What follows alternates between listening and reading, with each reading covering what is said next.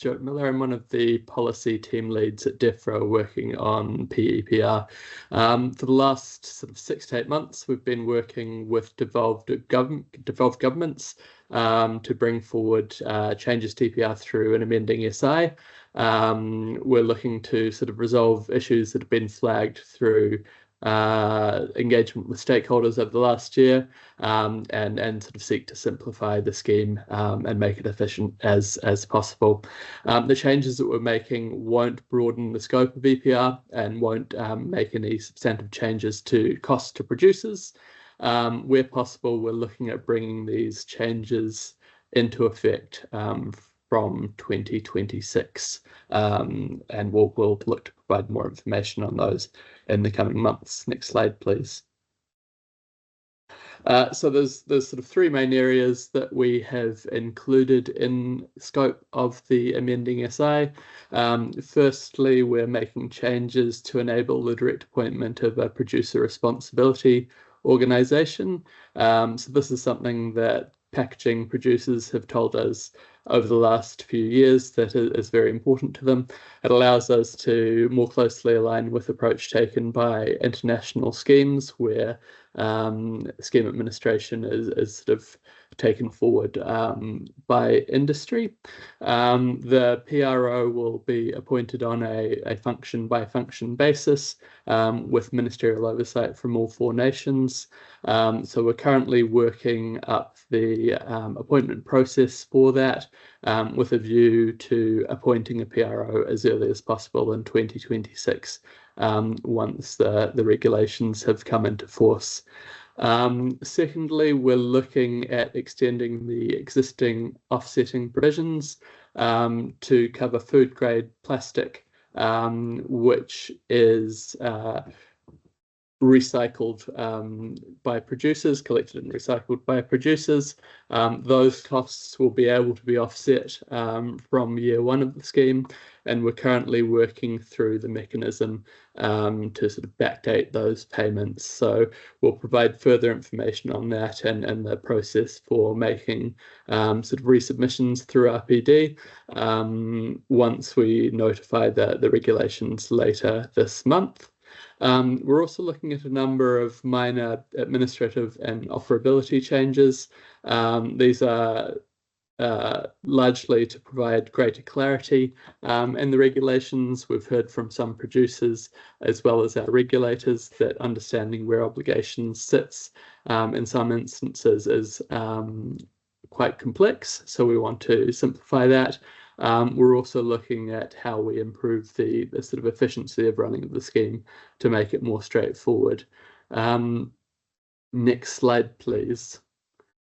There are a number of areas which we have considered and we're looking at doing further work on.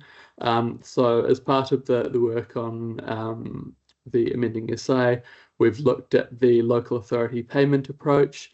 We have made 2 very minor changes to the regulations, and those are to provide greater flexibility for the scheme administrator when establishing the approach to modelling local authority costs, and we feel that will give a more accurate reflection of where those costs sit.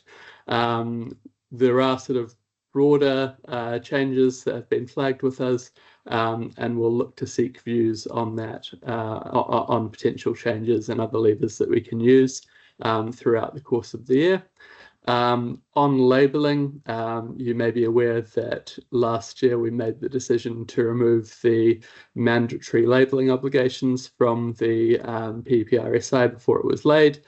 We did this in order to more closely align with the approach taken in the European Union.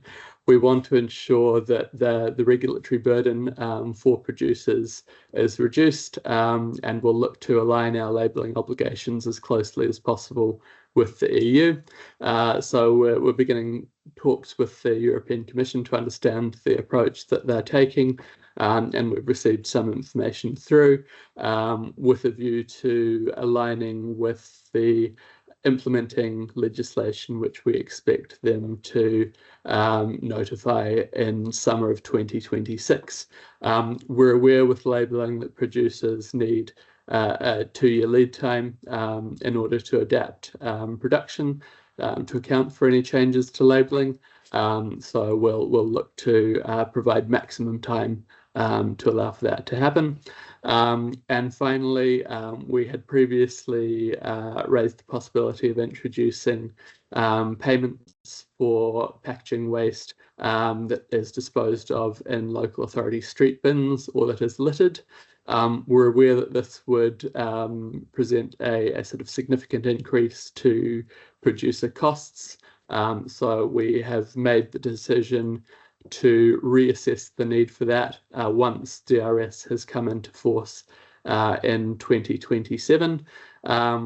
We've had confirmation from DERA Northern Ireland that they'll look to align with this approach.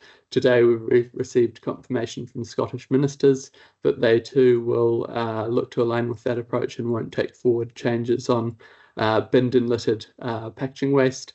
And we're expecting a decision from Welsh ministers in the coming weeks. Next slide, please. In terms of next steps, we're moving fairly quickly. We're intending to notify draft regulations to the European Union on the 23rd of April. At that time, we'll set out what those changes are and provide a high-level explanation and rationale for those. We'll also set out the next steps for EPR. So there are a number of things that we will like to seek views from stakeholders on later this year, and we'll provide information on those and how they can feed in. We'll also look to provide further information at that stage on the appointment process for the producer responsibility organisation appointment process. Through April to July, that the EU notification period will run, so there's a 3-month standstill period.